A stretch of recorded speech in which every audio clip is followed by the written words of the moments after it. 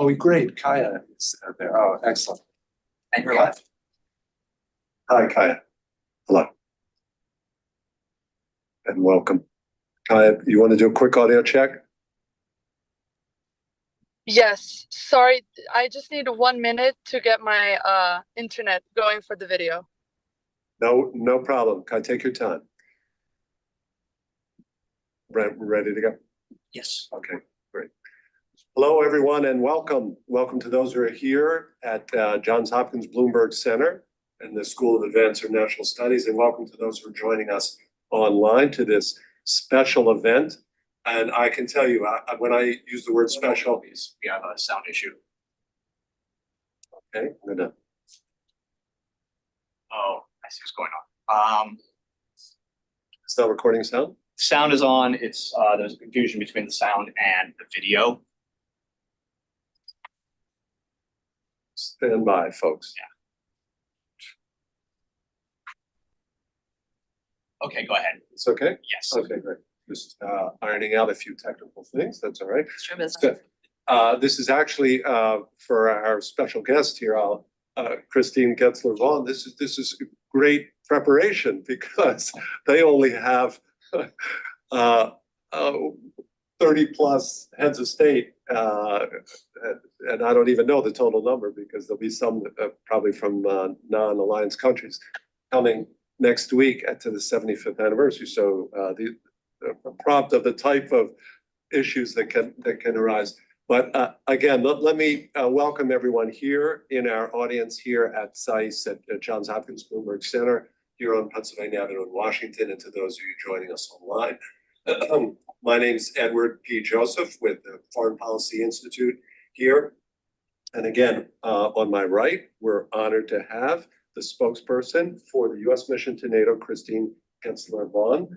And on my left, we have one of our SAIS youth leader, student leader coordinators, Nick Callums, joining us from Europe. We have an array of youth leaders, including also, let me begin with Nick's counterpart at SAIS, from SAIS Europe, which is in Bologna, Italy. That's Kaya Buria.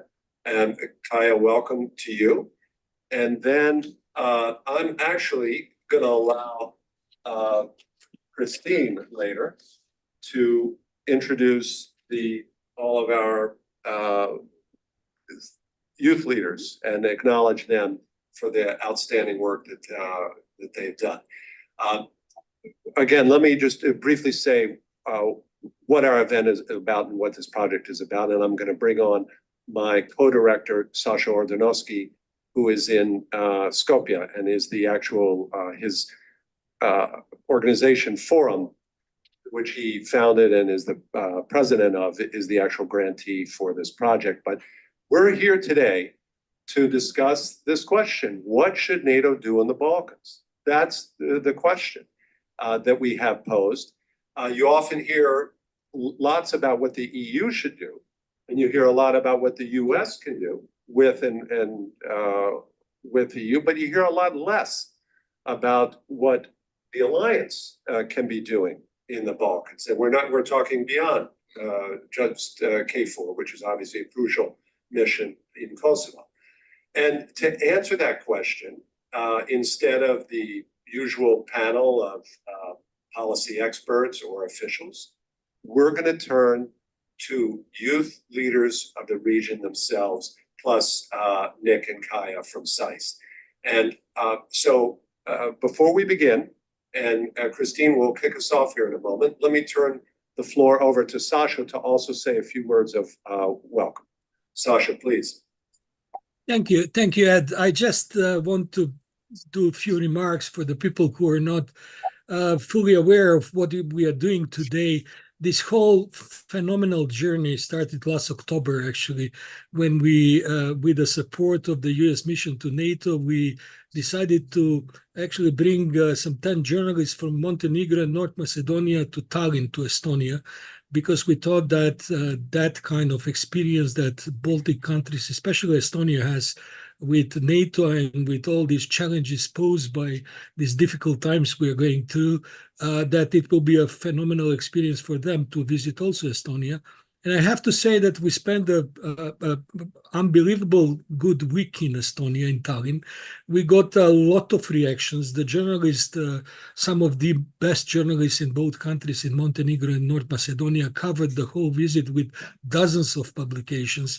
Then we had thousands of people who read. I think that Estonia was not mentioned in the Balkans in the last probably century that much as it was done during these months of December, January, this year, last year. So one of the segments of the whole project was a separate youth component, which you can see now. We are concluding it with very good recommendations that our very active groups of youth and student leaders in all 6 Western Balkan countries, of course, with the support of the SAIS colleagues, Nick and Kaya, we produced this paper which we are going to present today by each of the coordinators of our youth group. So we are slowly concluding our project. There is going to be one more event in September in Skopje, where we are going to take a look of the conclusions of the NATO summit in Washington, which is supposed to take place in a few days. And in the meantime, we had numerous events, some of them physical, some of them hybrid, online, in Podgorica, in Skopje. We've made dozens of consultations and online meetings with dozens of people all around the Balkan.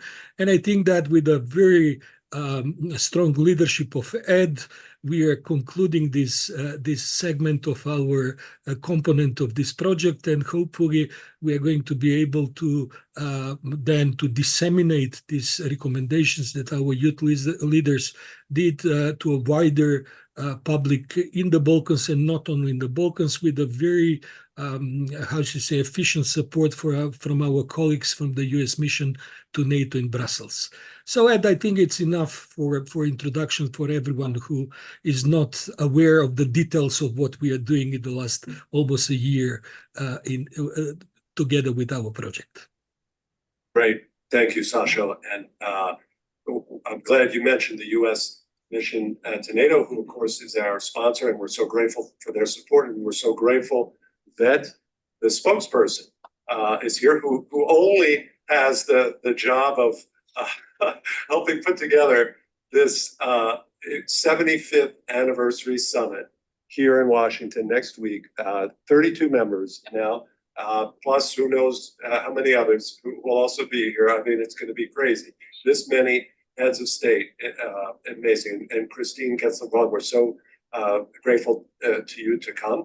And I should let you know, in addition to her role as a spokesperson for the U.S. mission to NATO, which obviously has a key role in this milestone summit coming up next week, that she has a very strong background in issues related to the Balkans, because she was the regional refugee coordinator for East Asia at the U.S. Embassy in Bangkok. She has served as in that role and supported the Bureau of Population, Refugees, and Migration, and was the public affairs advisor for the Undersecretary of Civilian Security, Democracy, and Human Rights. So these are all issue areas that do pertain to the Balkans. And finally, I would just mention, in addition to her prior work for CNN special events, we look for a SAIS connection, and Christy is a graduate of the Maxwell School, and our dean, Jim Steinberg, of course, was once the dean there. So there's the 6 stages of connection. But Christine, thank you so much. Please, you have the floor. Thanks for having me. Good morning or good afternoon to those of you who are joining us, whether, I guess, from the Balkans to Brussels to Bologna. I'm honored to be here today, particularly in person, because I feel like sometimes these in-person activities seem far too rare. And so, yeah, thank you very much for including us and the U.S. NATO team. The U.S. mission to NATO is proud to sponsor this project through our grants program in cooperation with Hopkins and Forum.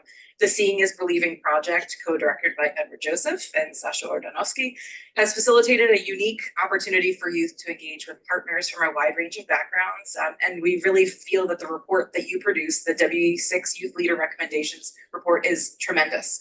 And I was talking with my team earlier today, and we're already brainstorming ways to make sure that the NATO international staff at the appropriate levels and offices do get a handle on this, because what you've created has been fantastic.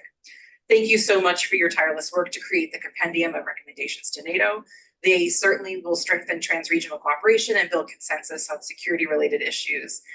And the results show that everyone who worked on it truly are the leaders for tomorrow. It's through these fresh perspectives and the young generation's boundless energy that we continue to adapt and thrive in an ever-evolving global landscape. And I would like to make a special note of the 8 youth leader coordinators on the project, starting with Redion Chiriatsi from Albania, Jelko Vukša Fajsić from Bosnia and Herzegovina, Bojram Getzi from the Republic of Kosovo, Sofia Kirsanov from Montenegro, Flumar Hamidi from the Republic of North Macedonia, Stefan Bošković from the Republic of Serbia, Kaya Buria from Bologna, from SAIS Bologna, and then Nick Callums from SAIS Washington. So thank you so much for your tremendous leadership. As Edward mentioned, I'm here in Washington for the summit for my usual post in Brussels, and was welcomed with the wonderful Washington weather that, really Washington's finest is going to be on display for these 32 leaders next week. And the summits have always been a beacon of cooperation and dialogue, strategic decision-making, and the gathering of leaders from across the Atlantic reinforce our shared commitment to peace, security, and stability. This summit is particularly special. It is the 75th anniversary, and we will certainly reflect on the legacy of solidarity and mutual defense. And that has preserved peace and deterred aggression for the last 7 decades. But this summit is not just about history and patting ourselves on the back for getting here. This milestone is a call to action for the future, and it reminds us of the principles that underpin our alliance: the belief in democracy, individual liberty, and the rule of law. It underscores the importance of standing together, prepared to meet the challenges of today and tomorrow. The recommendations in this report, through Train Together, Fight Together, the NATO-supported Regional Officer Academy to institutionalizing youth advisory councils, links both the priorities of the US mission to NATO, but also priorities across the alliance, and is the perfect example of how we can meet tomorrow's challenges. So in this spirit, we hope that the leaders who worked on this project carry the torch of transatlantic unity. Your voices, ideas, and commitment are essential to the continued strength and relevance of NATO as we look to the next 75 years and beyond. And together, we're going to build a future where security and prosperity are shared by all, and where our cooperation knows no bounds. So as everyone goes forward, I encourage you to continue your work in international relations and pursue careers that affect attitudes and inspire global citizenry. I would love to see you around the halls of the NATO headquarters in Brussels or in Foggy Bottom, and certainly for people tuning in, there are lots of ways to make that happen. NATO has internships for university graduates and is a great place to launch a career. The US Department of State has internships for students throughout their studies and offers a fantastic avenue to joining the diplomatic branch of our government. We hope that you'll consider those as you move forward in your studies and endeavors, and our mission is always happy to talk with you further on career opportunities. So with that, let's celebrate our achievements, engage with the present challenges, and inspire a future of peace and collaboration. And if a NATO Regional Youth Center of Excellence on Peace and Security appears in the future, well, all of us here today know exactly its origins. So thank you so much for including me, and I wish all the participants the best of luck in their presentations. Thanks.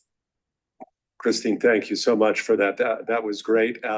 And I particularly welcome, I know, to all of our youth leaders to hear about this potential opportunities and the support and interest. So that's really truly appreciated.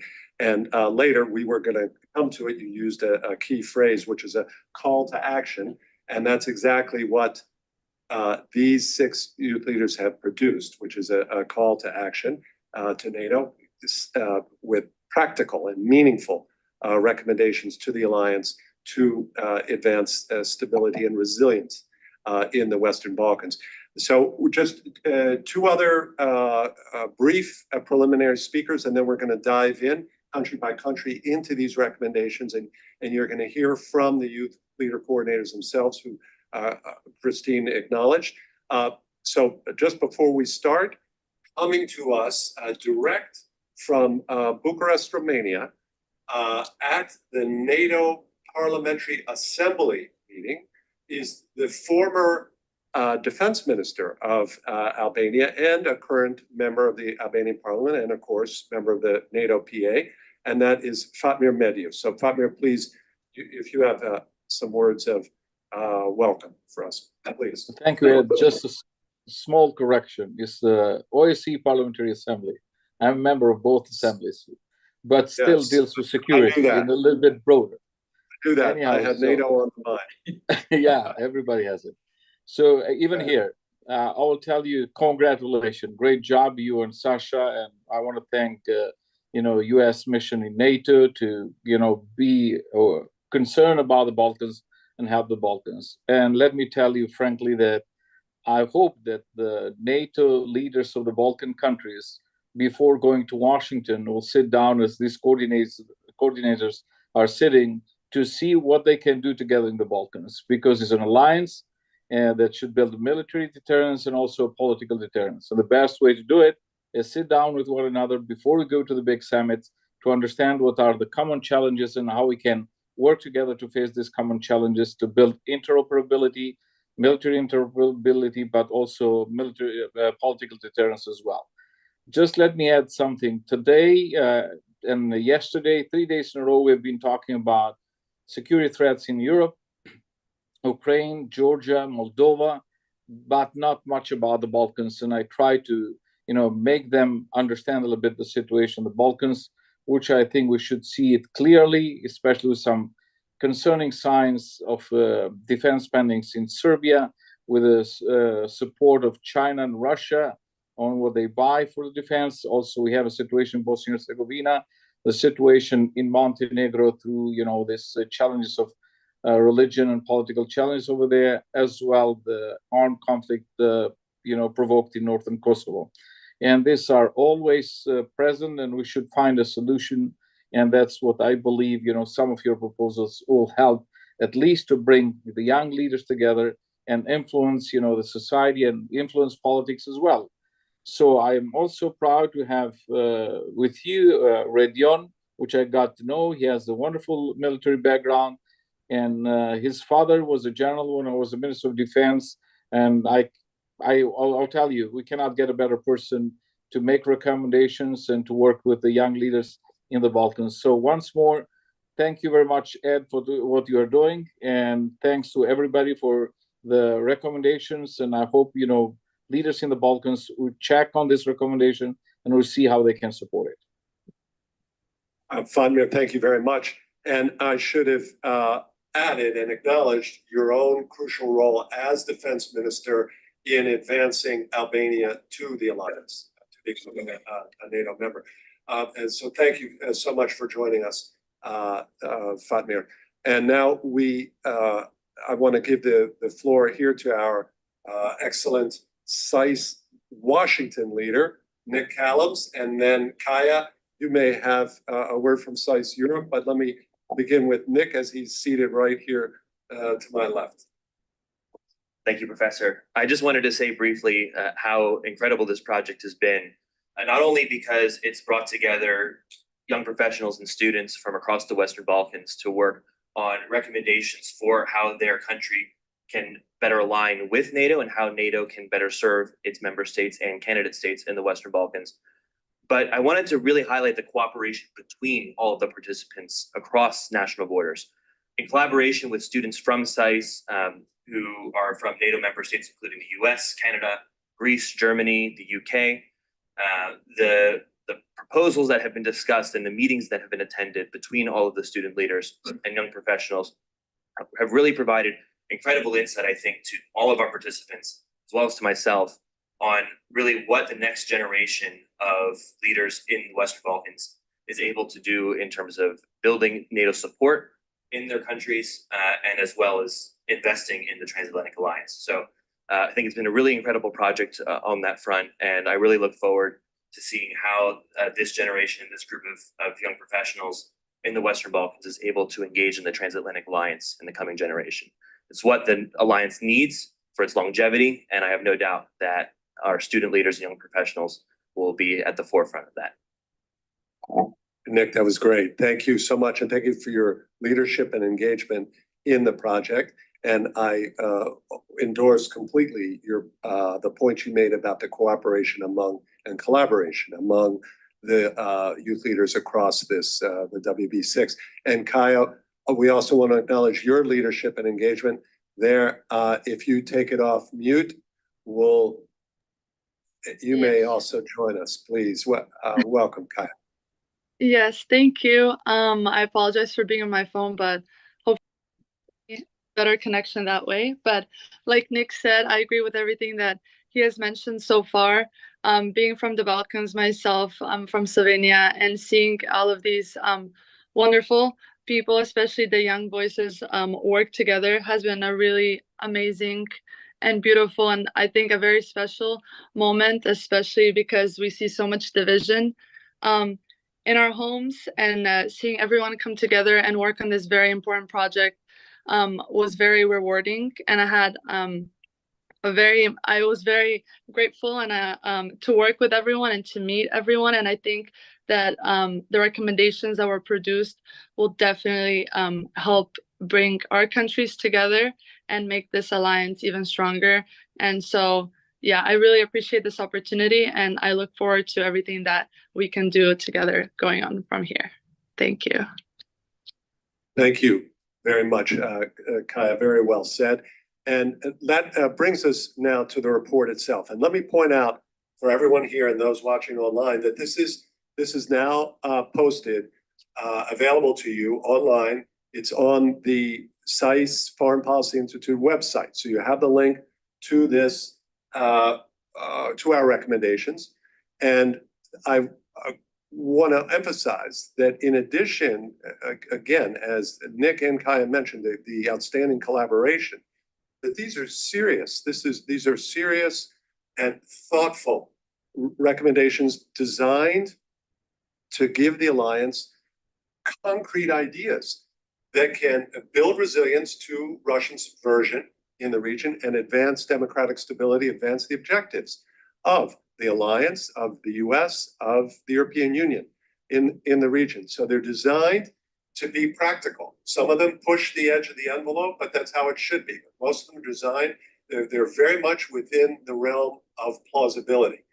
The way it worked, so let me just say quickly, it was by country group. And that's how we're going to reveal and introduce these recommendations today. So everyone, of course, saw the final report was shared. I want to emphasize, as is mentioned in the introduction, that each group, of course, is responsible only for its own recommendations, although each obviously was privy to what the other groups were doing. And I want to emphasize just a couple other commonalities that I was so impressed with. Number one, you can see in the recommendations that each of these groups is aware and seized of the threat from foreign malign influence in the region. That's number one. So there, and the threats that we're all aware of, they're all too present in the Balkans. The continuing fractures that, of course, outside actors like Russia benefit from and want to accentuate. And this is obviously damaging to alliance interests, to US interests, and to EU interests. So that's number one, is the awareness of the threat. Number two is the equal awareness of the positive role that the alliance can play.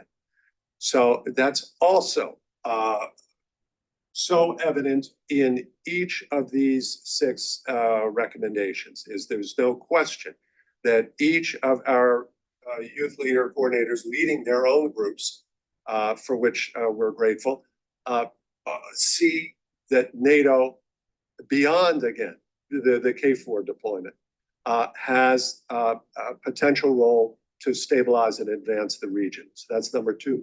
And then finally, we see that beyond the perspective of each of their 6 countries, that these youth leaders see the potential, with the support of the alliance, for regional efforts, that the alliance can support regional efforts. And without my describing it, let's let the youth leaders themselves set out the recommendations, and you'll hear in it the proof of what I just said. And for that, we're going to go in alphabetical order by country name. So we start with Albania, and we start with Redion Chirazi. And Redion, let me mention, as Fatmir alluded to, has the distinction of, and when we talk about background and expertise, when I tell you Reddy's background you're going to see. He has the distinction of being the first West Point graduate from Albania, and there's a story even behind that.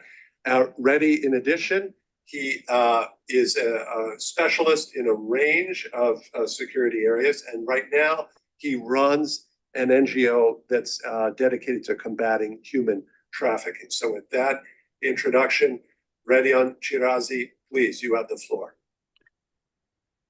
Thank you very much, Edward, for the introduction. It's a pleasure to be here. It was also a pleasure to be involved with the project. You've put together an amazing team of young researchers, I'd say, and congrats to you, Nick, as well as your counterpart here in Europe. Let me just begin. I'm going to share my slides. They're not much for slides. They're sort of my notes. You're free to take a look at them as well. Can you see that? Yes. Yes. Perfect. We got the screen. Right. All right. Here, thank Great. you. Then let me just right here. So first of all, a little bit of context why we chose these types of recommendations. So we knew that NATO being both a military but also a political alliance is very important, that we kept in mind what youth can bring to both the military aspect but also the political side of it.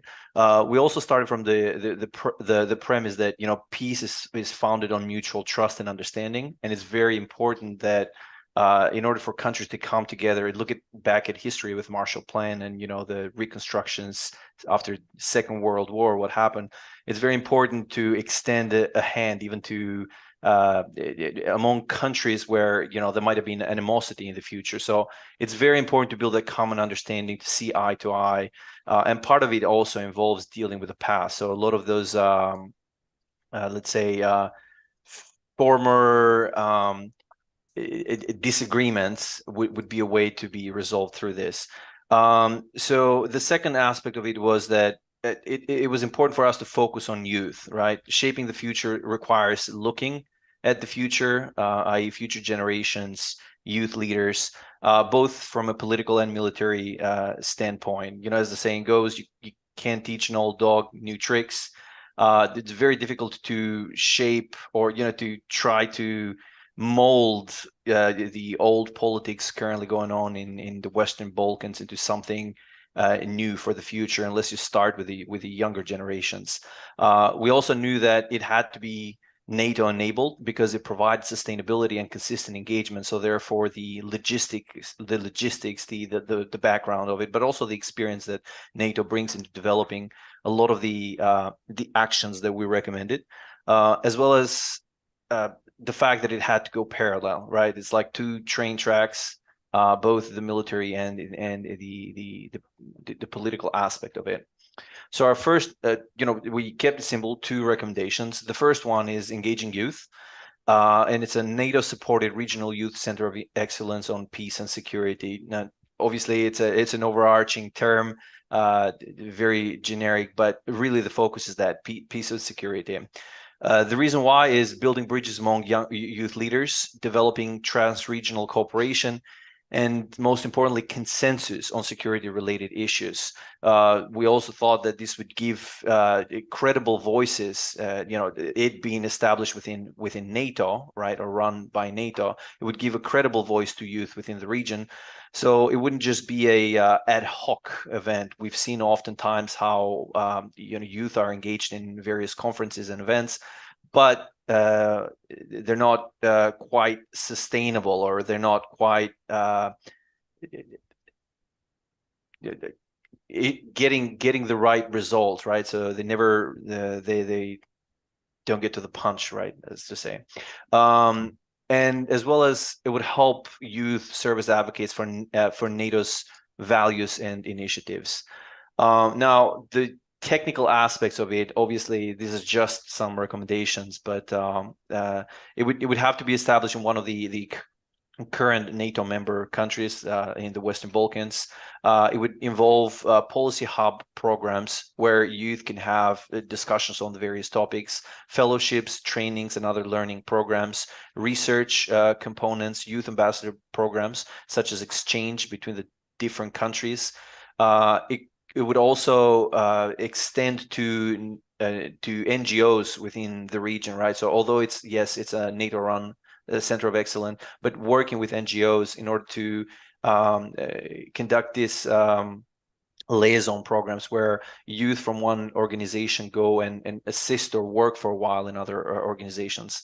And finally establish an alumni community, right, which would help in the future to run projects together, increase their network within the region, and obviously promote peace and strengthen cooperation in many regards.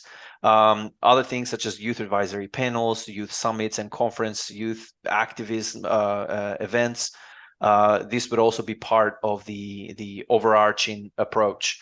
So this is basically our number one recommendation: engaging youth, building a center of excellence for peace and security, focused on youth.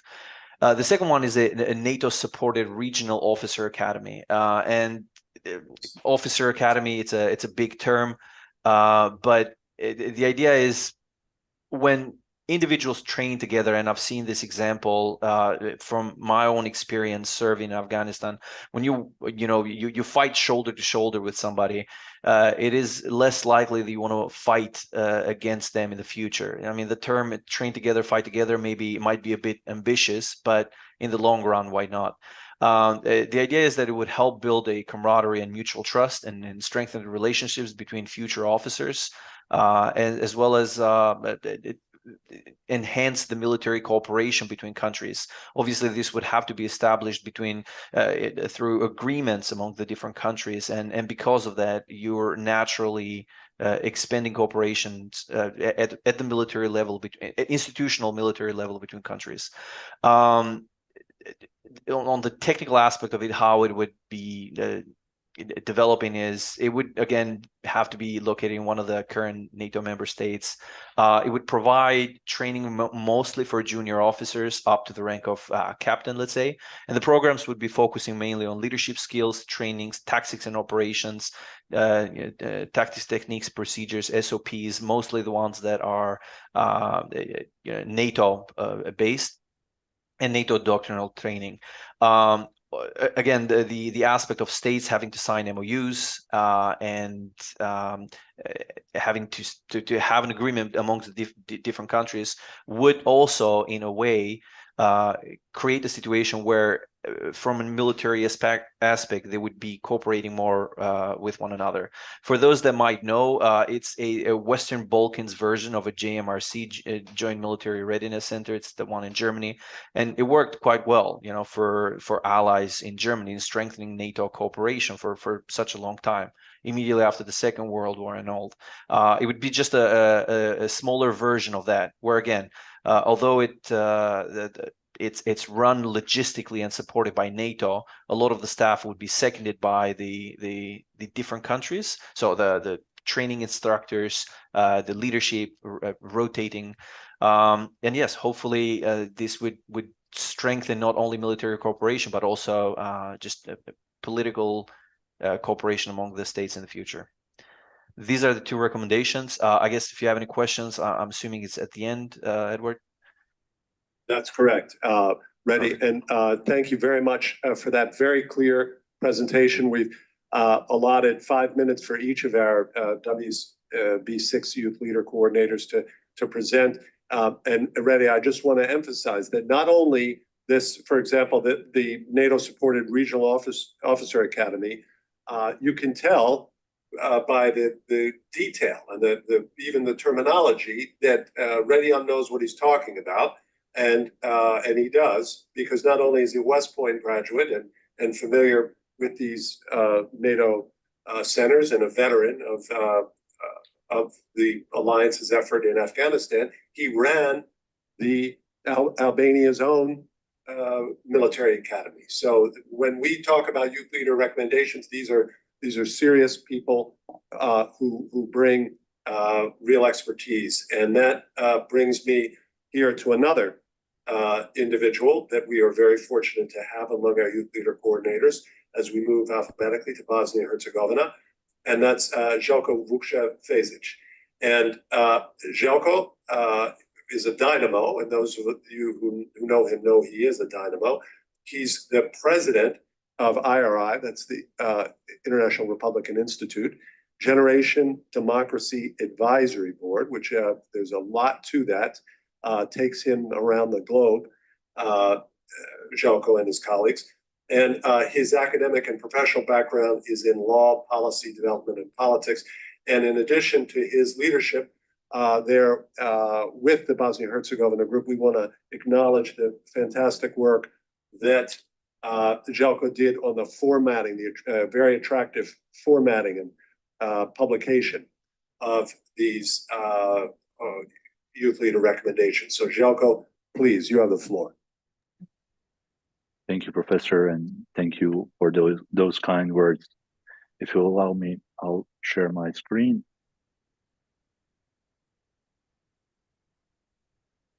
Just a moment. What have I been doing with my life?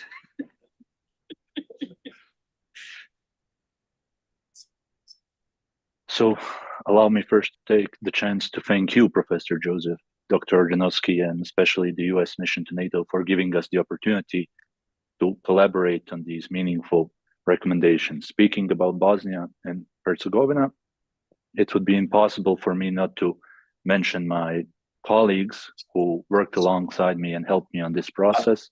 And that is... Željko, let me just jump in real quick because I know you have very attractive slides. Do you want to go full screen with them?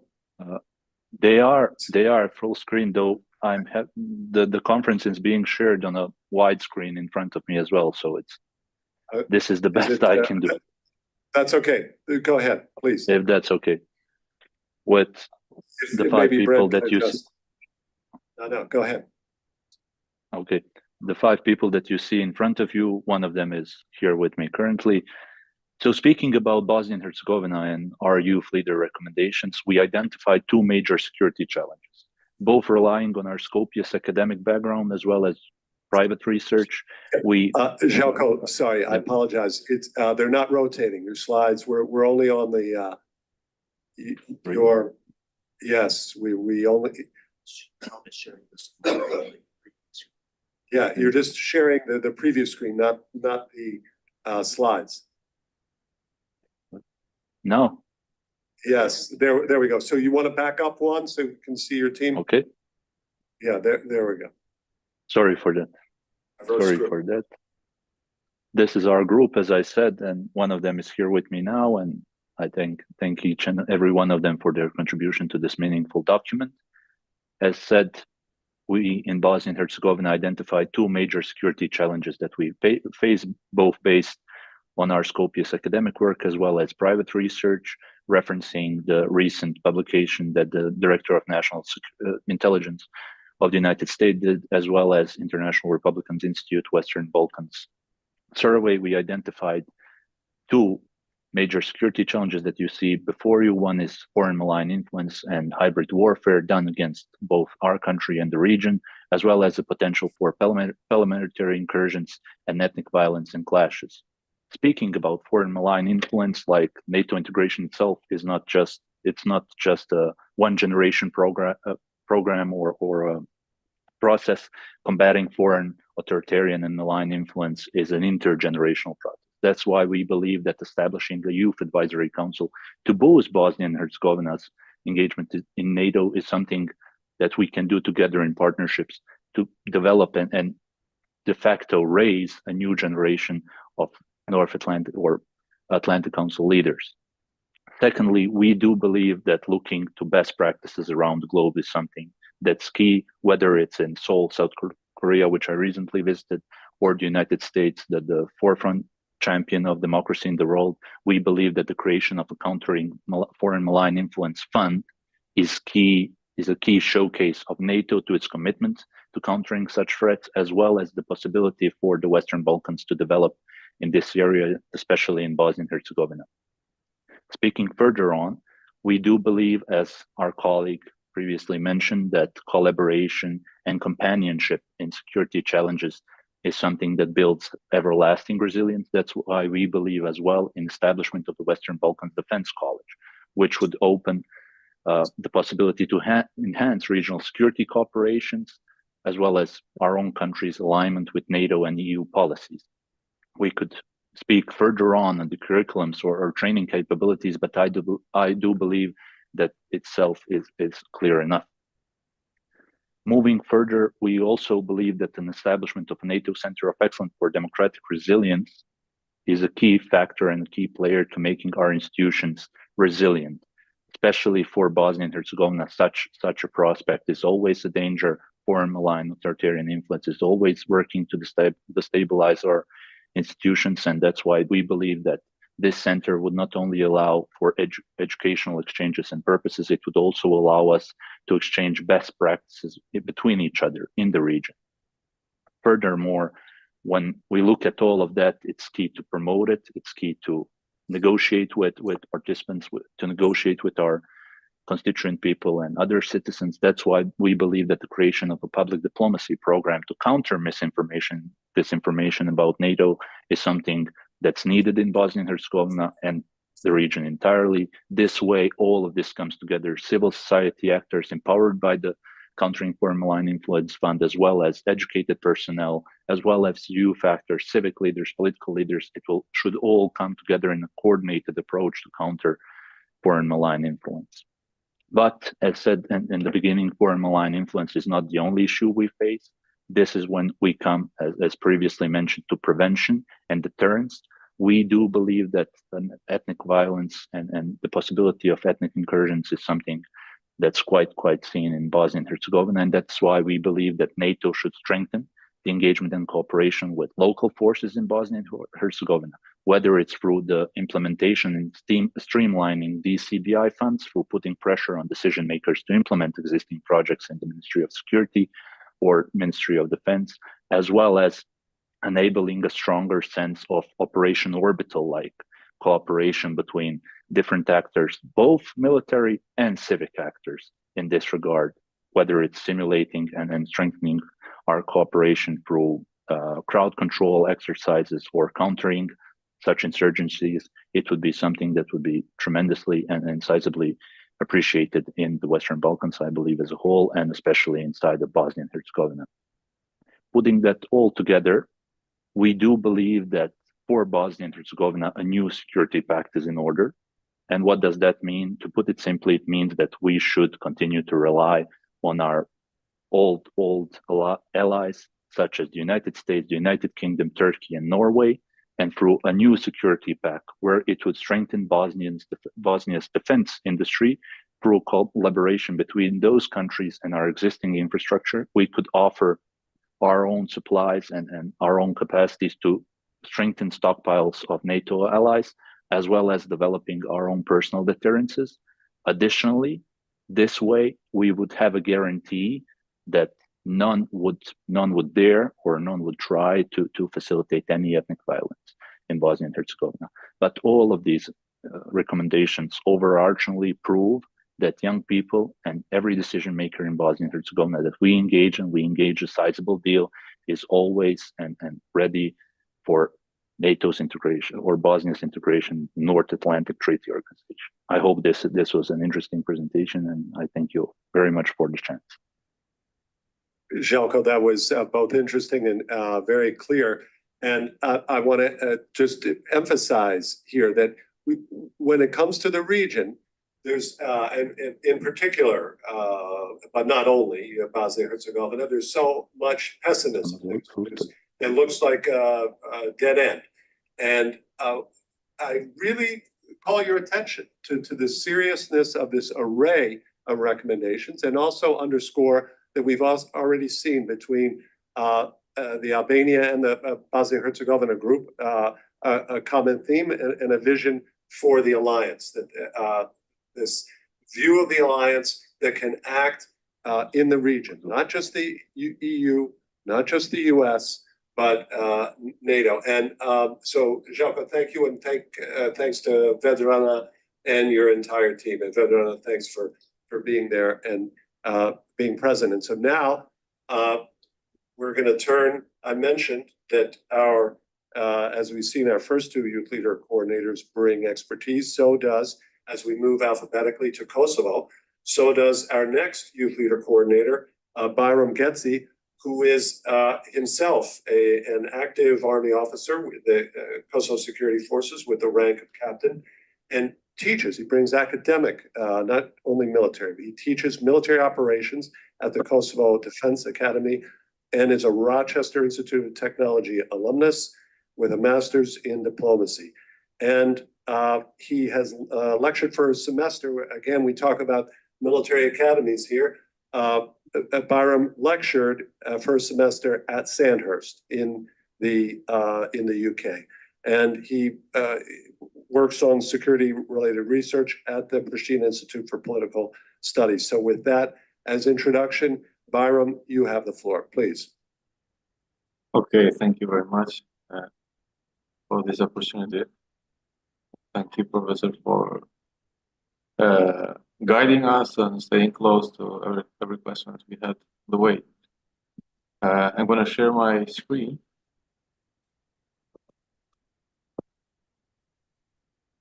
It is working? Can you see the screen? Yes. If you just take it to you, there you go. Perfect. Thank you. Okay.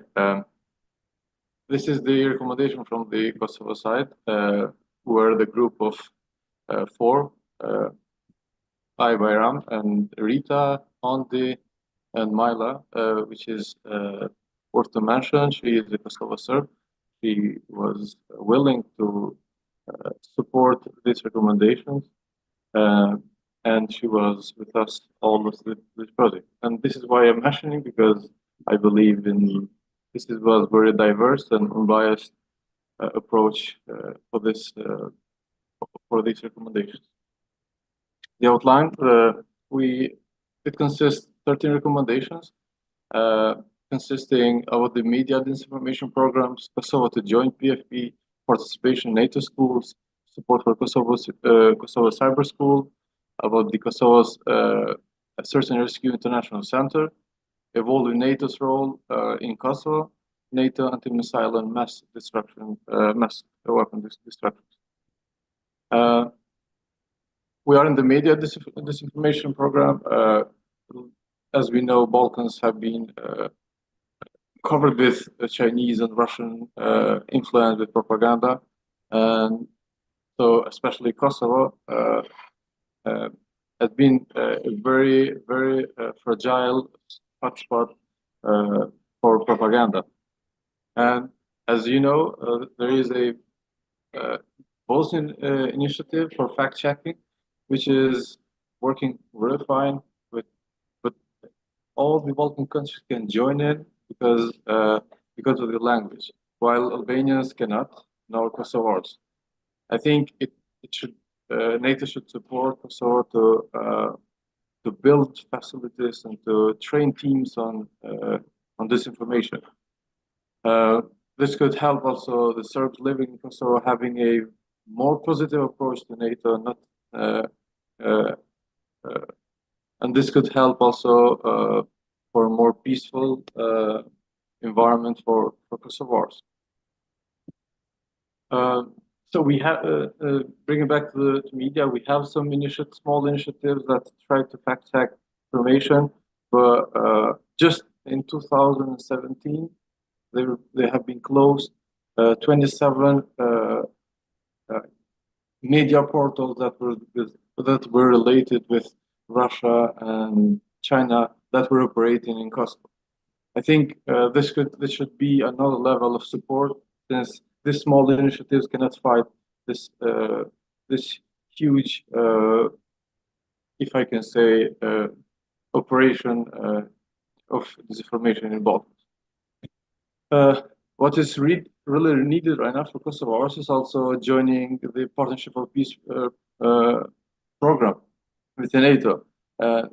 Trying to take a parallel, only Kosovo, so it's not part of that. Imagine also Belarus is part of Partnership for Peace. Also, we have quite a similar case with Bosnia. they had kind of the same history in terms of war, but they are, if correct me if I'm wrong, since 2006 for PFP, and they are able to join NATO operation, peacekeeping operations when it's needed. And this is a great example also, NATO supporting small countries as Kosovo. Then we needed peace before 25 years. Now we believe we can provide peace when it's needed, especially nowadays that we have war going on. Moving on to evolve NATO's role inside Kosovo.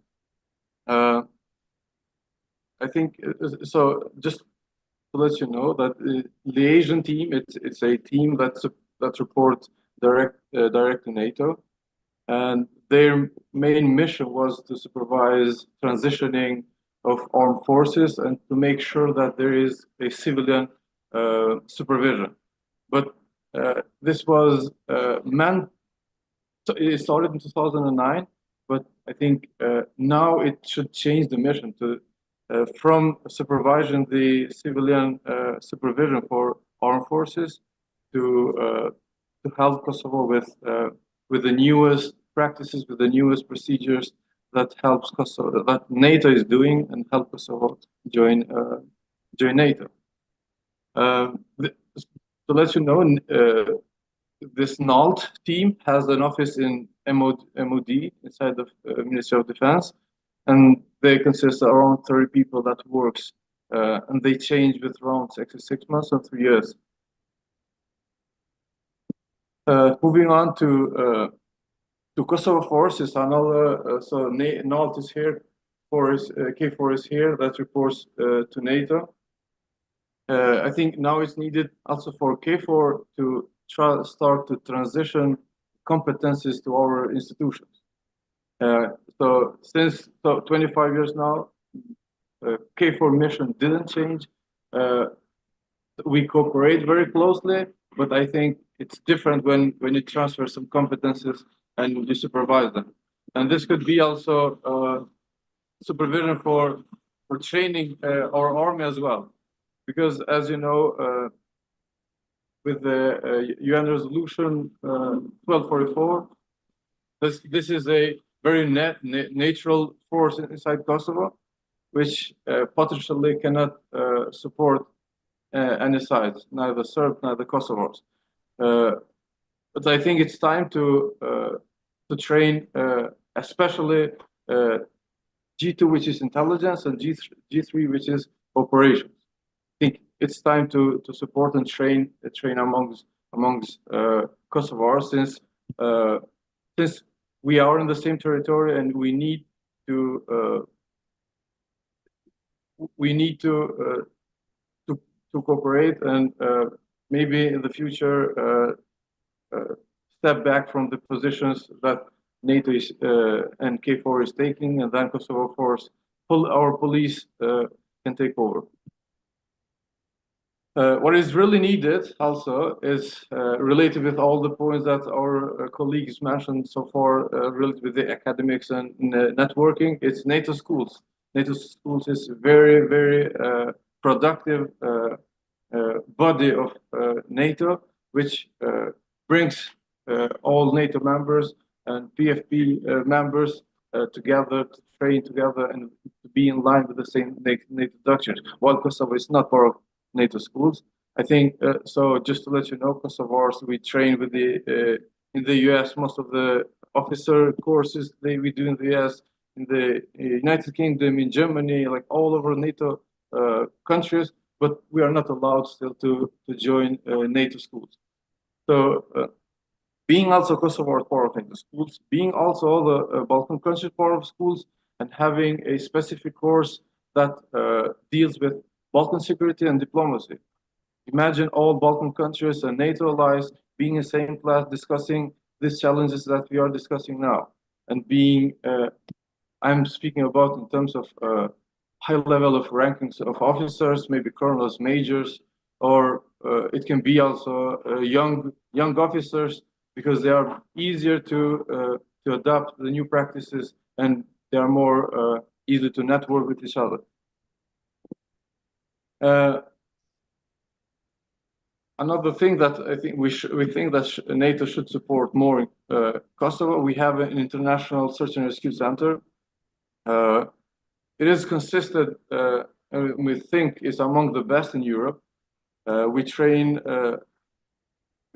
civilian NATO countries, but also with other Balkans. We also work closely with Montenegro, Macedonia, and Albania. But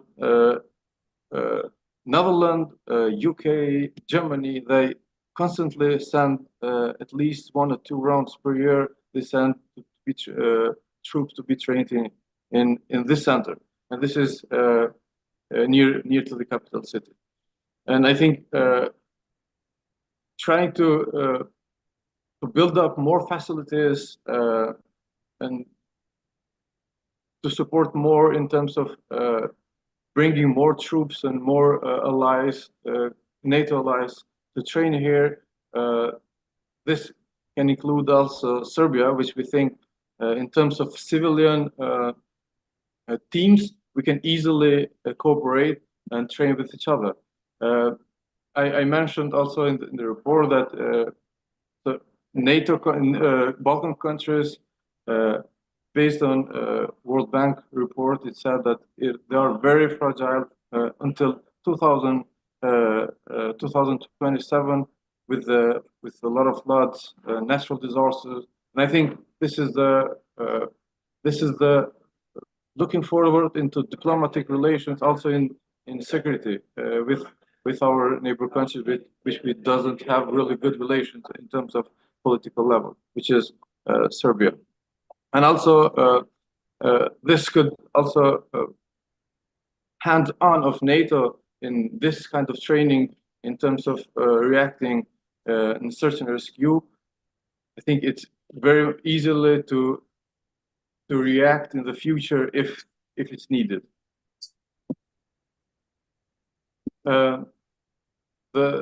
Coming to the last slide, which is Kosovo inclusion in NATO anti-missile weapon mass destructions defense plan.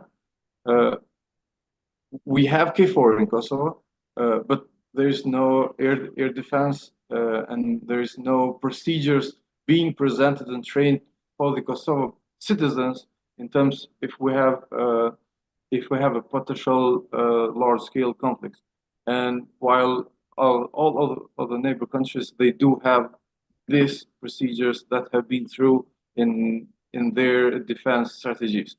And I think it's also a thing that should have been done at least before 10 years, but also I think it's very crucial to start be doing as soon as possible, for which can this to make it to be more clear, it's on the reaction of hazardous materials, and it can be if we have we couldn't react enoughly in terms of defending with the air systems, so there should be some procedure in terms of supplying like food and water and having masks for all the citizens. This is really needed and should be as soon as possible. This is all like summarizing recommendation from the Kosovo side. Parliamentary, thank you. I'm more than open for any question. Thank you. Thank you, Bayram, and thank you for mentioning your team and the diverse nature of your team. And I'm going to come back to your presentation in a second.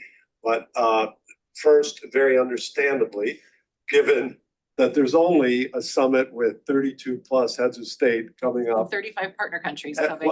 And 35 partner countries on top. Christine has to go back to her many important duties with respect to that. So Christine Getzler-Vaughn, we want to thank you so much for being here with us today. You honored our our program. Thank you. Thank you for having us. Yeah. Thank you, Christine. Thanks so much. Thanks. And good luck with the summit. Thank you very much. Your thoughts are very much appreciated. Okay, Thanks, everyone. thank you. Bye-bye. And Byram, let me come back to your presentation and thank you for putting the outline at the beginning. That was very clear.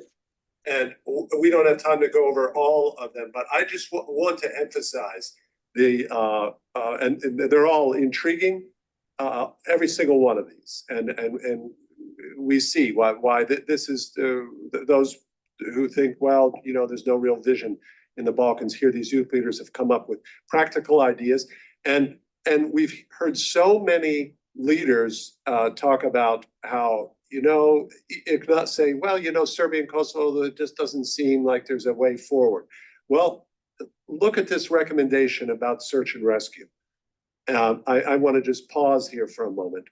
This, and I've heard what Byram has said about the capabilities of the Kosovo search and rescue have been told to me by the NAT, that is the NATO Advisory and Liaison Team themselves. A senior official there himself told me about the outstanding level, and it's entirely plausible that under NATO auspices, that the search and rescue teams from, yes, around the region, and anyone who says, well, they would never do this, I would challenge and mention the vivid case of Greece and Turkey, who are long-standing at odds, occasionally even enter into military clashes, and despite being allies, and how when they have had earthquakes in each other countries, they each has deployed and they search and rescue teams to each other's countries, and it's been widely appreciated because saving human life goes beyond political disputes. So, Byram, I just want to, I don't want to disadvantage the other recommendations, but I wanted to note that and emphasize it's entirely plausible and relevant. And with that, we're going to turn to Montenegro next in order here. And I'm very pleased to bring on the youth leader coordinator from Montenegro, who is herself another dynamo. That's Sofia Krisanov, who is a political science student and activist at the University of Montenegro in Podgorica, and who is also the co-founder of the Network for Youth Activism of Montenegro. And we've seen her leadership capabilities and organization capabilities ourselves. Sasha and I have, as Sofia organized the outstanding public event that we had for our journalists back in March at the University of Montenegro. So with that as introduction, Sofia, you have the floor. Well, Edward, first I have to say thank you for this beautiful introduction, and of course say thank you to U.S. Mission to NATO, Johns Hopkins Forum, and of course you for giving us this incredible opportunity to be a part of this project. Furthermore, I'd like to say thank you for everyone who is being here and listening to what the Western Balkans has to say. I'll try to be as brief as possible, but I can't go without naming my contributors from the Montenegro team. Besides me, Sofia Krisanov, we have Dino Šabović, Darko Štepanović, David Vukićević, Andrea Prelović, and Maria Drecun. Like some of my colleagues already did, I just like to share some key concepts which we had in mind while we were creating our recommendations. First and foremost, we had a bold vision to have Montenegro as a NATO leader in the Western Balkans. What we mean by that? We mean that we should be the one who are bringing innovation to NATO. Even though we're a small country, we joined fairly recently, but we can offer a lot, and we have to show that.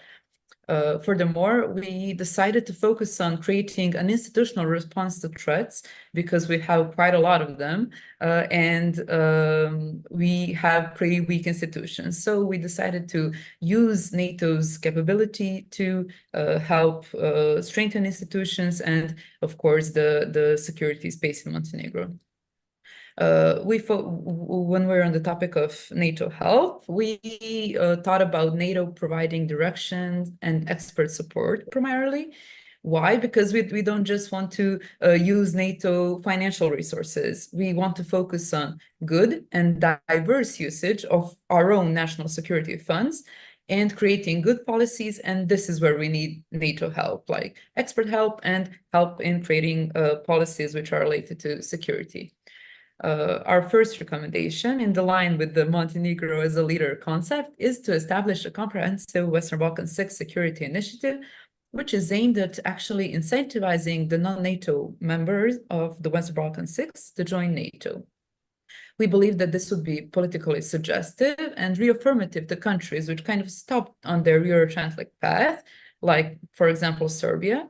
And we have two levels of this recommendation. The first one is to actually convene annual high-level summits on a presidential or prime minister level for strategic discussions and policy coordination. And we believe that it would be best to have it in Montenegro or some other Western Balkans 6 NATO country.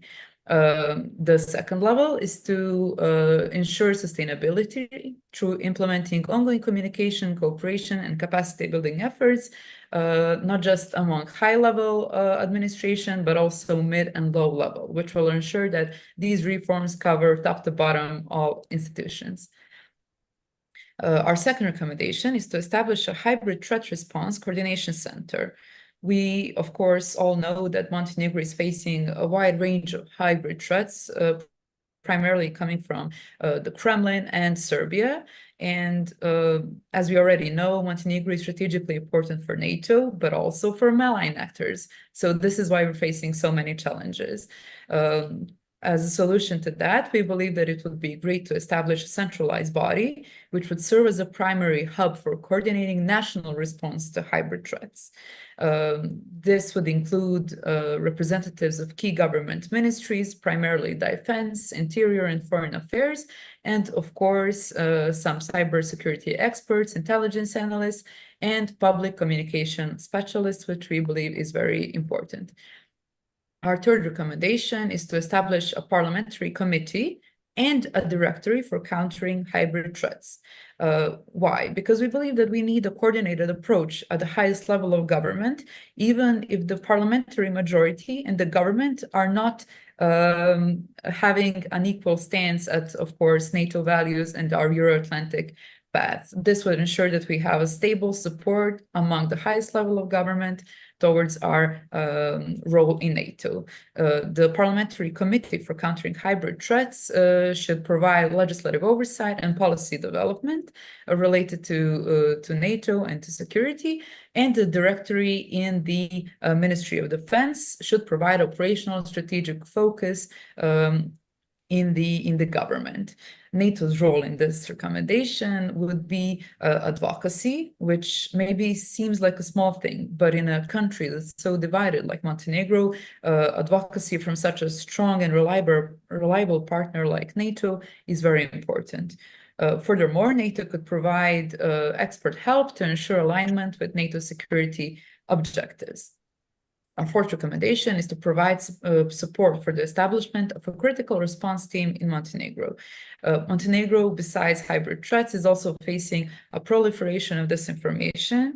And to counter that, we have some great, amazing NGO-led initiatives, but we would like to move to a centralized state-led mechanism for fact-checking and debunking disinformation. To ensure this, we would include experts from media, cybersecurity, even psychology, and public relations to ensure that we have a good connection with the public while we're trying to debunk disinformation. NATO's role in this would be to sponsor it and to provide expert help in kind of having it stand on its own feet. Our fifth recommendation is to establish an advisory body of NATO allies, which would consist of academia representatives, CSO representatives, the private sector, and my favorite part, youth representatives. It's pretty much self-explanatory, but we believe that through regular consultations, these people could provide expert support and fresh perspectives to NATO, And NATO could in this way engage society to counter threats to democracy in Montenegro and the Western Balkans, dare I say, NATO as a whole. Our sixth recommendation is to collaborate with NGOs and youth organizations to promote NATO values.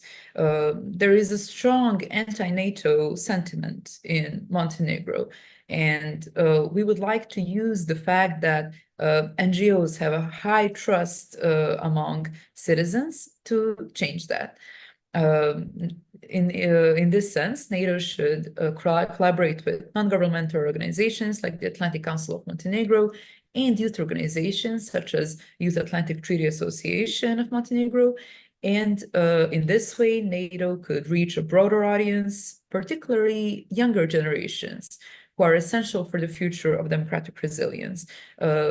We might think that they are more progressive, but in many cases, because of malign influence and radicalizations, this is not the case. So we believe it's very important to engage the young people in promoting NATO and connecting them with NATO's core values. These initiatives could include joint campaigns, educational workshops, and different public forums like this one. Our seventh recommendation is to advise Montenegro to avoid Chinese equipment and non-NATO antiviruses. This one is pretty specific, and its focus is to prevent espionage, cyber attacks, and other malicious activities. NATO's role in this would be to provide some concrete guidelines and technical assistance, and most importantly, to facilitate partnerships with trusted NATO-based technology providers, either from Europe or from the US, not only for Montenegro, but also for different countries of NATO in Europe. Our eighth recommendation, and the second to last, is to strengthen integration with existing regional cybersecurity centers and develop national capabilities.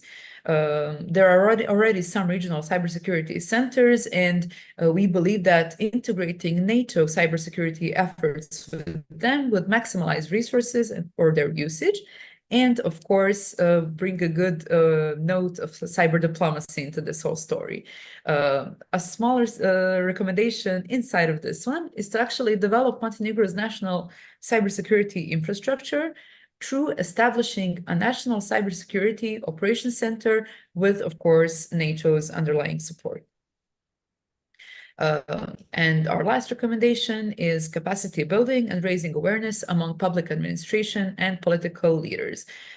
We believe that a political will is very important for citizens of Montenegro to support our role in NATO and to actually emphasize how these values that NATO provides are important for our country as a whole. This is the reason why we believe that it's needed to invest in comprehensive training programs for government officials, but also high-level political representatives, because many of them are not knowledgeable and or maybe just not supportive of NATO.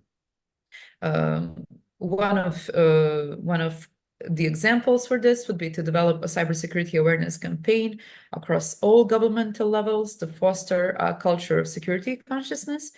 Since we all know that Montenegro was a victim of a cyber attack recently, and this would all improve Montenegro's leaders' ability to anticipate, detect, and respond to many hybrid and cyber threats.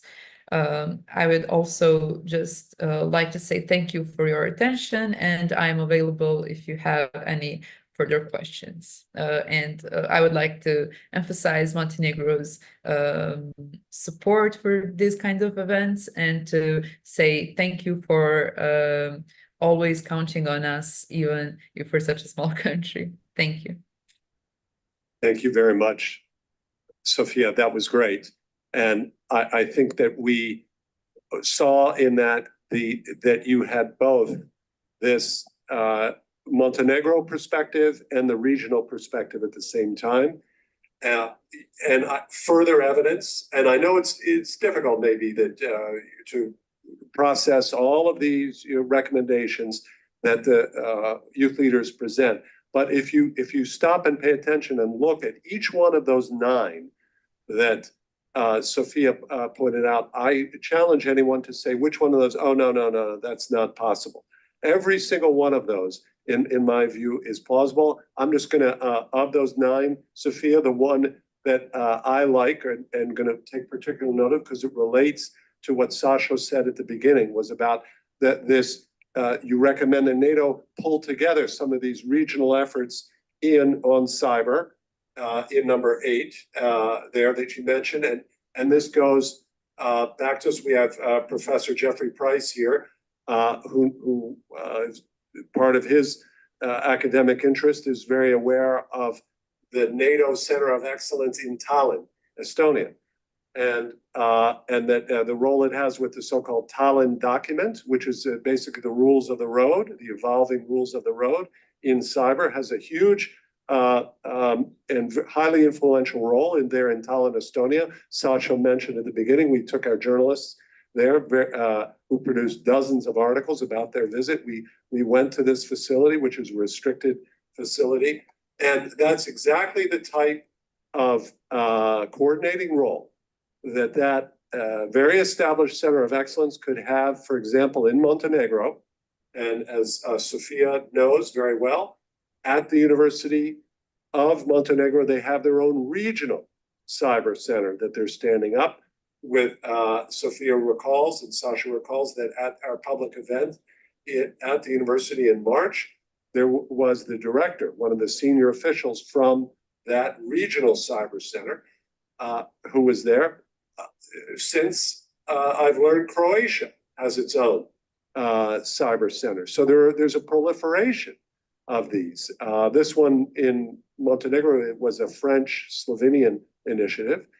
And so you see this, that in recommendation number 8, this is precisely a role that NATO could easily take on to coordinate some of these efforts so that they have greater impact in the region. There's actually savings that could go involved. So I just wanted to take a moment there. And Sophia, thank you. I know that's only one of the 9, but as it connects with our other facets of our project, I wanted to call that to your attention and to thank you and your group for their outstanding work and your leadership in that group. Thank you. So now, thank you, Sophia.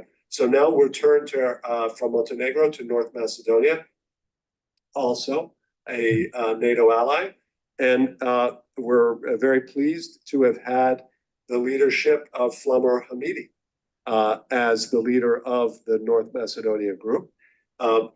Flummer is a Fulbright scholar who's active in numerous youth-led initiatives, and he currently works on evaluations of USAID's European and Eurasia regional projects.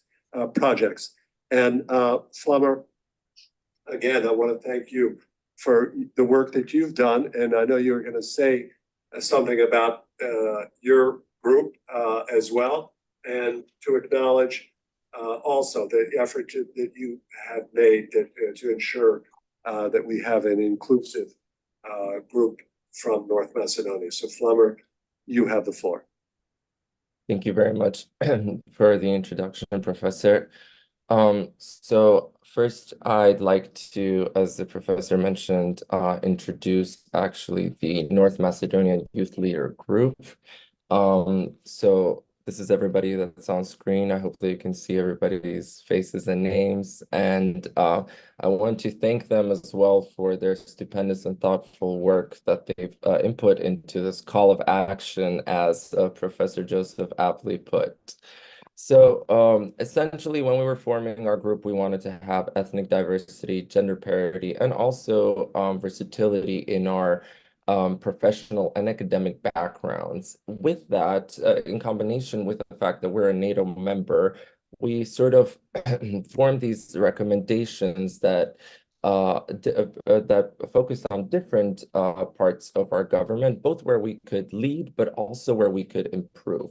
So we have 3 main areas of focus: bolstering resilience and defense capabilities, increasing inclusion of youth and civil society organizations, and supporting legislation and capacity building. Focusing on the first recommendation, it would be the utilization of the Krivolak military center, which is in North Macedonia, as a NATO-sponsored Western Balkan 6 military training center for disaster relief, for conflict resolution, and for conflict management. Here, we would invite all the Western Balkan 6 countries to join in, regardless whether they're a NATO member or not. And the reasoning behind it is really that Krivolak is tried and tested as a center that can handle these large-scale military operations. But also, North Macedonia doesn't really have any large disputes with any of the other Western Balkan 6 countries. And we also have a diversity when it comes to languages with Macedonian, Albanian, and other regional languages, which would we would be more effective at facilitating these kinds of large scale trainings, and we would welcome everyone else to join us in doing so. Our second recommendation is the establishment of regional youth exchange program. So this is actually sort of inspired by the Seeing is Believing project. Based on our experience, we really enjoyed having this discussion, not just with people from our own country, but also with youth leaders from abroad. And we believe that formalizing this into offering some kind of NATO simulations for young students would be an incredible opportunity for young leaders from the region to share ideas, best practices, but also strengthen the foundations of peace and cooperation. Moving on, one of the main concerning issues that we noticed while researching for this, for our recommendations, but also that had been already at the back of our minds, was the spread of anti-Western and NATO skepticism narratives in the region, but also North Macedonia had not been unaffected as well. There's a lot of disinformation being spread from foreign adversarial actors, but also disinformation being created and spread from within our country as well, which gnaw at the fabric of our democracy and human rights. So based on that, we want to recommend the following two recommendations. First, a bilingual educational media initiative whereby NATO officials can go both on traditional media and social media to not only talk about the work that NATO does in our country and worldwide, but also to discredit a lot of the disinformation that we see coming in. And this would also provide a more personable relationship with the citizens of North Macedonia. The second recommendation based on that would be combating disinformation through collaboration. Here, NATO could work we would encourage NATO to work with civil society organizations in North Macedonia, but also in the region that work to tackle disinformation and to create special task force that can increase the effectiveness of combating this misinformation. Now we move on to the recommendations on capacity building. So specifically here, what we're really asking for or encouraging is that there's capacity building within our government ministries, specifically in the Ministry of Foreign Affairs and Defense. North Macedonia, as an ally of NATO, should reflect the seriousness and devotion that comes with being part of the alliance, so it befits a NATO member. Hence, we really would urge that at least the Atlantic Treaty Association to first analyze what the capabilities are within these ministries, and then in collaboration with the NATO, provide an opportunity for tailored capacity building programs for employees of these ministries. Moving on, we have the development of cybersecurity defense capabilities. Here we would request from NATO. Here we would encourage NATO to support North Macedonia in establishing a task force to tackle cybersecurity attacks. Though North Macedonia does not have as many cybersecurity attacks as some of our regional countries, as some of the other regional countries, these threats have actually been increased. We've noticed this both in conversation with members of government who focus in this area, but also through our own research. And more recently, actually, there were attacks on several government institutions, cybersecurity attacks. So we believe that now is the time. This is also preventative in a way. Lastly, we would encourage NATO to give advice to the committee of the North Macedonia NATO 2030 project in drafting legislation. Here we would ask especially help from NATO entities, more specifically in the area of critical infrastructure. Critical infrastructure is a bit of a sore topic, let's say, in our country, especially when it comes to our corridors, our roads. They've been stagnant in either being built or being improved. And we believe that developing proper fortified legislation would help thwart this and push things forward. So with that in mind, I would like to thank you all for your attention. I thank you on behalf of the North Macedonia team for this amazing opportunity. And I would like to also thank Professor Edward. I would like to thank also Dr. Ordanovsky and the rest of the youth leader coordinators for our collaboration on this call to action. Thank you so much. Thank you very much, Flummer. That was very clear presentation.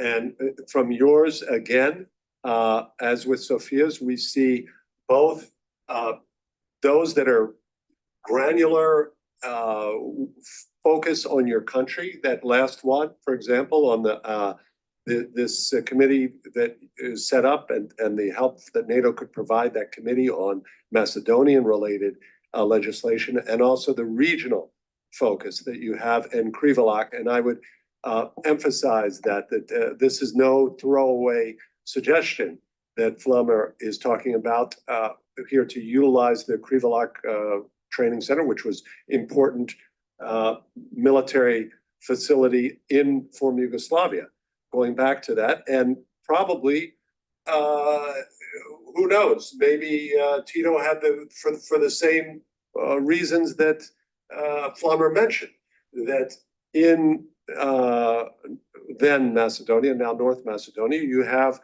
a very easy admixture of languages and interaction, which is rare. And it really doesn't exist elsewhere in former Yugoslavia. So there are inherent advantages to utilizing that Krivolak facility for regional purposes. And again, we've heard several very good ideas about that. So I thank you for that, and Flummer, and again for the great work of your team there. And so last but not least, as we come alphabetically, we come to Serbia. And I'm very pleased to introduce Stefan Bošković, and who is modestly refers to himself as only a research assistant at the Institute of International Politics, Economics in Belgrade, and who, as with the others, in fact, brings a wealth of expertise and skills to this to our project, and I would say as well personal experience that Stefan brings. And so we're very grateful to have had Stefan Bošković leading the Serbia group and participating in our project. And with that, Stefan, you have the floor. Thank you, Professor. Dear Nick, dear youth leaders, and good day to you all. Although in Belgrade it's quite rainy, I think that in this event we have sent out some quite positive messages for a regional agenda, for NATO involvement, and I would say also for Serbia-NATO relations in the future. Our recommendations, Serbian recommendations, are based on a notion of active citizen. What does it mean to be an active citizen? For us, active citizen is a citizen who is interested in foreign policy and also military policy of his or her country. In that way, this citizen wants to voice his opinion on these domains of country activities. That way, also, this citizen is a citizen which strives to be adequately and comprehensively informed about foreign policy and military policy of his or her country. Thus, Serbian group is proud to recommend the formation of regional center of excellence. It's a center which would be based in Belgrade under the auspices of NATO. Our RCE would have numerous domains of activities. First domain of its activity would be to provide adequate and comprehensive information regarding Serbia and NATO cooperation models. By providing this kind of information, Serbian citizens would be able to overcome historical narratives of these relations and to voice their opinion regarding the future trajectories of these relations. Second domain of our activity, of RCE activity, would be to provide adequate and comprehensive information regarding Serbia relations with Russia and with China. We feel that by providing this kind of information, Serbian citizens would be able to voice their sources of concern regarding the future trajectories of these relations. Third activity or third domain of activity for our center would be to provide adequate and comprehensive information regarding current dynamics of international military conflicts in the world. We feel that these dynamics are affecting public opinion of Serbian citizens, but not only Serbian, I would say also broader region. In that way, by providing adequate and comprehensive information, regional citizens in the region, but also in Serbia, would be able better to understand them than to expose and to engage into any kind of disinformative narrative which would arise from the current dynamics. Fourth and fifth recommendation or domain of activity of our center, it is related towards military processes of military modernization that are happening in Serbia, but also in the Western Balkan region, and also an ever-growing regional role in the international military supply chains. We feel that these processes should happen because there is a vulnerable structure of international relations, but we feel that these processes should be transparent. By providing this kind of information, citizens would be able to follow them and to voice their opinion regarding the future nature of these processes. Also, sixth domain of activity of our center would be to launch an informational campaign against any kind of gender-based discrimination. And by launching this campaign, our center would draw the attention on the importance of having an even bigger pool of human resources when it comes to decision making, regardless of the gender belonging. The last recommendation is of educational purpose, and it encompasses annual scholarship cycles for students of journalism all across the region. And in that way, center would create new generations of journalists, which would be able continuously to implement aforementioned recommendation. Lastly, but not least, is the recommendation which it is outside of scope of activities of our RCE, and it is related to KFOR future agenda. We feel that KFOR should maintain its presence in special protected zones in Kosovo, where it is presently deployed. By providing safe environment for religious and cultural heritage in these special protected zones, it would benefit not only for the Serbian community in Kosovo, but also other communities, and I would say also for the whole Western Balkans, and why not for the whole humanity. These were the recommendations from Serbian group. I would like to again express my gratitude, and of course it goes without saying that I'm open to any kind of clarification. Thank you very much. Stefan, thank you very much for walking us through those also equally interesting and compelling and relevant recommendations for Serbia. And I, again, just to underscore the thrust of this, the idea, quite imaginative, to have NATO establish its regional center of excellence on NATO WB6 cooperation, but in this case, have it in Belgrade. This is a quite interesting, imaginative recommendation. So we heard Flummer suggest that the military cooperation have that in Krivolak for reasons that are natural, as to have North Macedonia as a host, but in this case, that a center that's dedicated to NATO's cooperation with the region to actually have it in Belgrade, the country that has the biggest negatives in terms of public attitudes when it comes to NATO. But I call out here that those are not pervasive.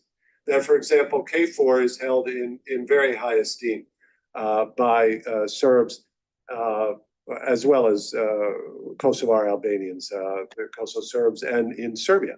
And Serbia often has made calls that even to have KFOR reinforced. So it's not all, here again, there's a basis for this. If anyone were to say, oh, that's crazy to put this center in Belgrade, no, it's not. And Serbia is a member of Partnership for Peace. And we heard arguments, good arguments from Byram why Kosovo should be a member of Partnership for Peace. But there is institutional cooperation between Serbia and NATO. Secretary General Stoltenberg met with President Vučić last fall. And so this recommendation also, I call and acknowledge the imagination and also the plausibility to have this and to address some of these highly important issues that would provide transparency in a word. Stefan, if I can sum up the thrust of that, if you'll allow me to use that word, I think it's an initiative aimed at transparency and identifying a range of potential cooperation, and that can demystify NATO to itself in Serbia, and that itself would go some measure to blunting pro-Russian and anti-NATO, anti-Western narratives. So, Stefan, if I've hopefully fairly identified some facets of your work, and again, I thank you and congratulate. I thank you for your leadership and congratulate you and your team on their excellent work as part of this project. So you've heard now in the words of the youth leader coordinators themselves, the outstanding work that they have presented on this report. Here, their youth leader recommendations for the Balkans, for NATO. Those, again, who believe they're out of ideas. And believe me, a lot of people say that. Officials even say that. Oh, you know, the dialogue, it's at a dead end. What are you going to do in Bosnia and Herzegovina? It's a dead end. And we know the situation is not good at all. I just come from Dubrovnik. I was at the Dubrovnik Forum, high-level representation. You had both Borrell, Lajčák there, U.S. Assistant Secretary for Europe was there, foreign ministers from most of the countries in the region, and Prime Minister Plenković had to address, they're the host, had to address now a controversial resolution that is disturbing relations between Montenegro and Croatia, which had been one of the most impressive examples of true moving past all the contention and violence of the 1990s and moving forward to a productive relationship now that is put at risk. So the region is not in good shape, and there are things that NATO can do, concrete steps, and I want to thank each of our youth leader coordinators for their outstanding leadership. Redion in Albania, Željko in Bosnia and Herzegovina, Byram in Kosovo. And I want to shout out to Rita as well, Byram, who's been a great asset also in the Kosovo team, Sofia in Montenegro, Flummer in North Macedonia, and Stefan in Serbia. And permit me here, as I'm both an alumnus in addition to my work at Johns Hopkins SAIS, I have to give special shout out and thanks to Nick Callums here in Washington, who's just been outstanding support throughout this process, and also to Kaya Buria, again, who is based at SAIS Europe in Bologna. So a strong SAIS shout out of thanks to both Nick and Kaya. What I'd like to do now, we've pretty much come to the end of our time here on this program. I want to bring Sasha in to provide his own words here of conclusion, and then we will wrap it up. Sasha, please.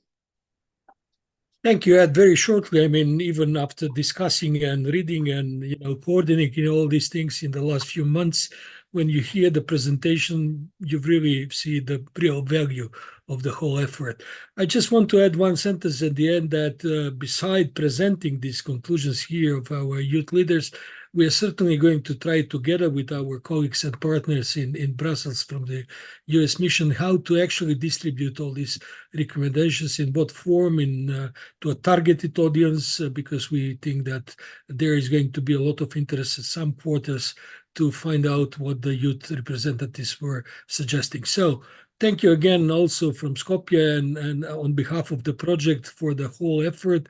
It was wonderful working with you, and I think that you're closing this meeting in a wonderful way. So please proceed, and we'll be in touch with the whole team and the rest of the people who are online. Thank you.